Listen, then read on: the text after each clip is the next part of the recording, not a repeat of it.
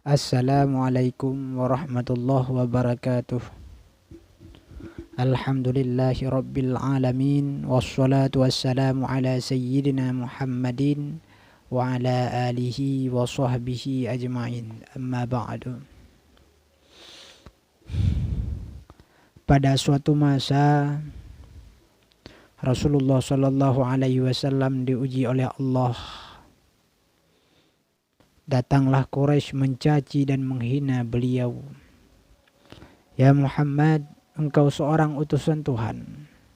Tapi lihatlah bagaimana keadaanmu yang sekarang. Kamu dalam keadaan susah, kamu dalam keadaan hina, kamu dalam keadaan miskin. Kamu tidak disayang oleh Tuhanmu. Namun Nabi Muhammad tidak merasa sedikit pun goyah imannya. Sehingga di saat Allah Subhanahu wa ta'ala mengutuskan Jibril untuk menawarkan 3 hal kepada Nabi Muhammad, yakni harta, tahta dan wanita, untuk membahagiakan Nabi Muhammad di atas ejekan Quraisy tersebut. Nabi di saat itu menjawab dengan lemah lembut, "Izan ya Rabbi la arda wa wahidun min ummatin finnar." Ya Allah, Engkau menawarkan kepadaku harta, tahta dan wanita. Namun semuanya itu tidak akan pernah membuat hati ini ya Rabb merasa bahagia sebelum umatku bersamaku di dalam syurga-Mu ya Rabb. Masya Allah hadirin. Baiknya Nabi kepada kita umatnya yang tidak pernah melupakan kita walaupun cuma sesaat saja. Perjuangan Nabi SAW dalam menyebarkan syariat Islam begitu besar, begitu luar biasa. Berkali-kali Rasulullah harus mendapatkan penolakan ketika berdakwah.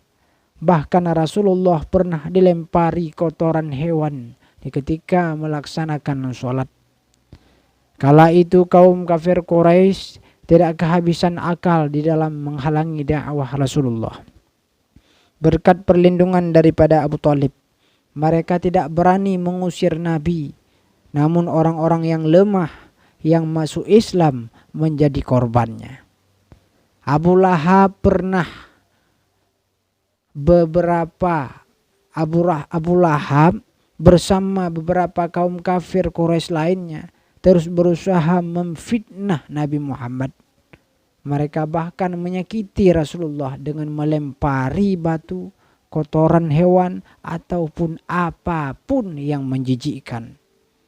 Tidak hanya itu, ketika Rasulullah sedang sholat, Abu Lahab meminta tolong kepada kawannya untuk dibawakan kotoran hewan. Lalu Abu Jahal melempari kotoran di atas kepala Nabi Muhammad SAW. Ketika sedang sujud dalam sholatnya. Bahkan Abu Jahal berniat menginjak tekuk Nabi Muhammad ketika sedang sujud. Namun dengan izin Allah, Rasulullah dilindungi oleh Allah. Maka patut oleh kita menyayangi Rasulullah sepenuh hati. Mengingatnya setiap pagi, setiap malam, setiap hari. Karena begitu besar kebaikannya kepada kita umat-umatnya. Yang hana pernah takalan umat manusia masiropi yang ged akhlaknya melebihi daripada Nabi Muhammad sallallahu alaihi wasallam. Hanya demikian hadirin kaum muslimin yang dirahmati oleh Allah Subhanahu wa ta'ala.